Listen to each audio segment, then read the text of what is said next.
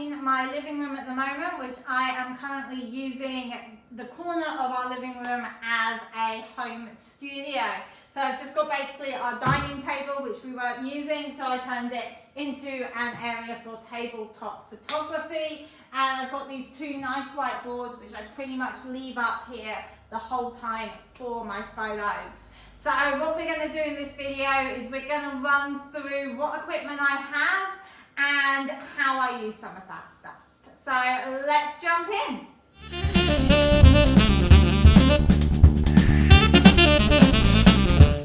Okay, so I'm going to start just by going through some of these smaller items that I have here. I'm going to start with the cameras that I have. So of course I've got a phone here, and of course I use the phone time to time to take photos, but I've got some other cameras as well. So this is a compact camera. This is sort of that mid-level between the phone and using a proper high-end camera. So these are great.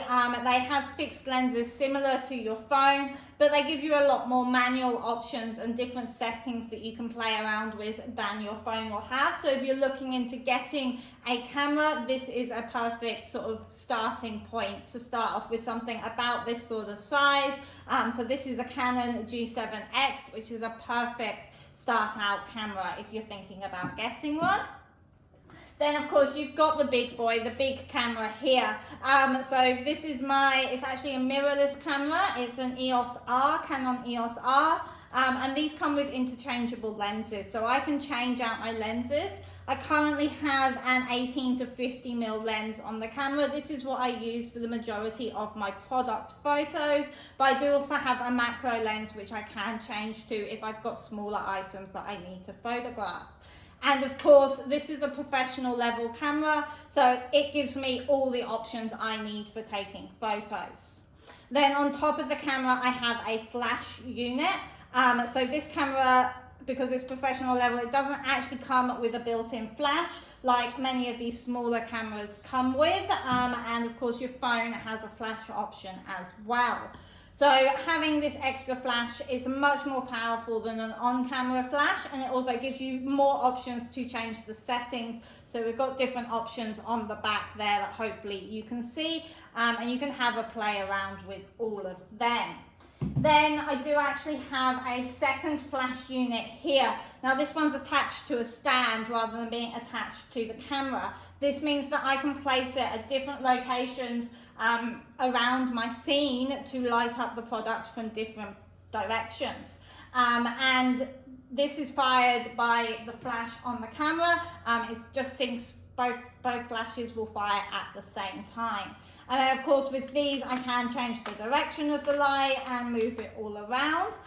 They also come with diffusers. So there's first just a little diffuser that pulls out here, so you've got that one that flaps down, and then you've also got this white bit that comes out the top here. This is a reflector to bounce the light down to the subject or to block any light that's coming from above. You can always just push that one back in, and you can push that one back in as well. And then this also comes with 3 other diffusers. So this first one here, this is just a white diffuser, and this just simply clips onto the bottom there. So that nice big clap, that sounds that it's locked on, it's not going to go anywhere. And what that does is that disperses the light and diffuses the light. So that makes essentially a soft box on my flash unit here. And then I've got the other 2 ones. So these are just different tones of orange, and again they just clip on the bottom in exactly the same way, just like that, and they work exactly the same as this big white one. So the other type of light I've got is an LED light here. So again, I've got this just attached to a stand so that I can move this around anywhere I want. Now the difference between this LED light and the flashlight is obviously that the LED light is a continuous light. So it can be left on for the whole time you're shooting. You can easily see where the light is going to be. And then I've got another little stand here. So this is actually a phone stand. So I can put a phone in here. If I just undo that. and just put this phone in for you guys, just so you can see. The phone just simply slots in there like that. And then you've got the two handles there, so you can move that around as you're taking pictures, or you can hold it however you like. It works as a great little tripod, a little tabletop tripod as well. It's also got a little bit on the top here, so I can take, say, this light. I just unscrew this and slide that off there, and then I can just slide that one on the top there. I can also put on those other lights as well, but this is not the best tripod. It is really useful for holding phones, but it's not the most sturdy, so I wouldn't be able to put one of these bigger flash units on the top there. Just because it's a small tripod, it wouldn't be able to hold the weight, so it would buckle a little bit. And of course I can switch that light around if I want it actually to be facing where I'm going. And then the other things that I have here are just a couple of cleaning products that I like to always have on hand when I'm taking. So just a nice microfiber cleaning cloth, great for cleaning your lenses, also great for cleaning your scene. And then we've got a rocket blower as well, so you can just use that to blow dust away from your products or blow dust off your lenses if that is needed.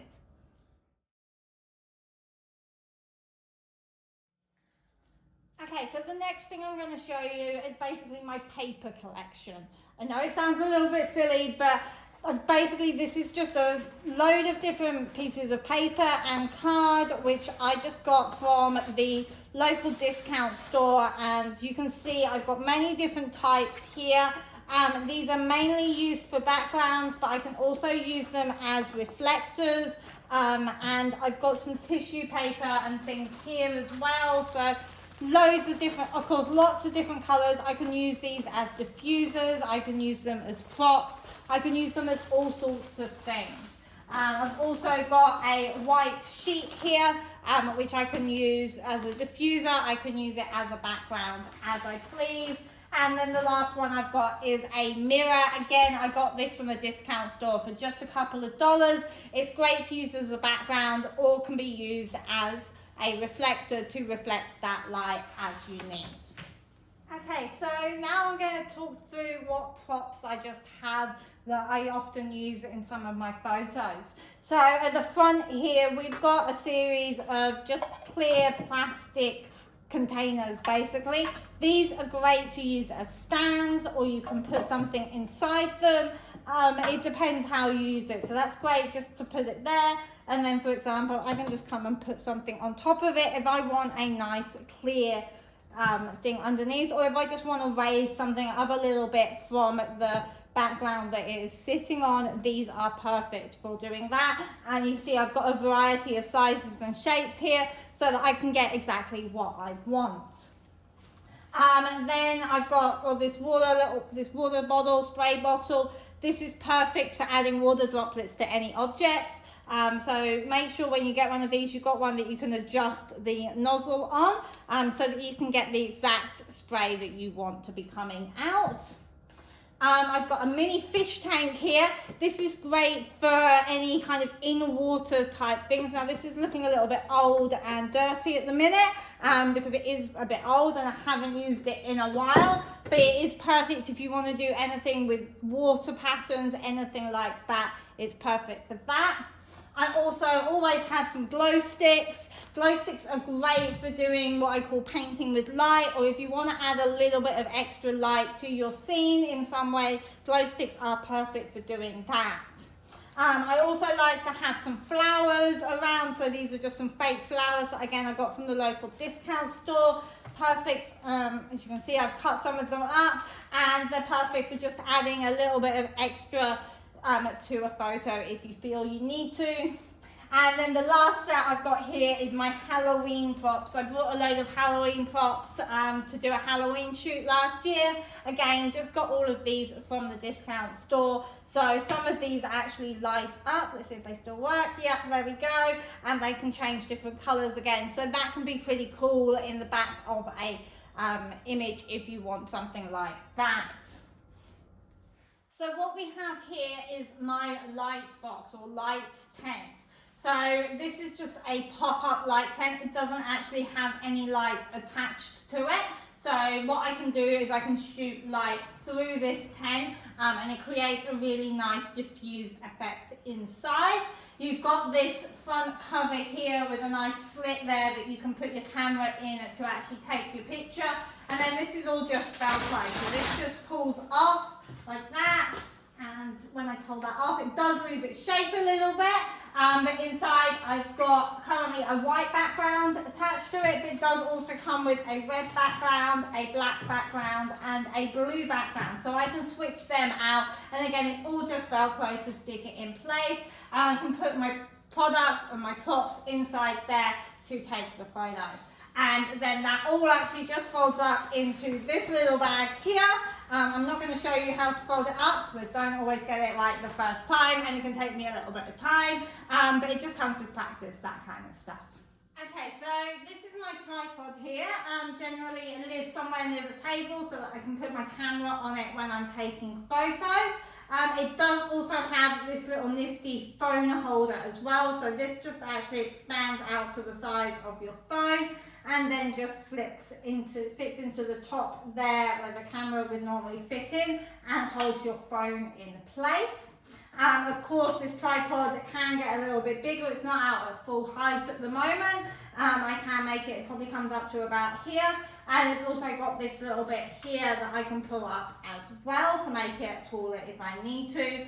And then this bit on the top, this is what we call a ball head, so I can just loosen that and then I can move that around in any position that I want to get my camera or my phone exactly where I want it to be.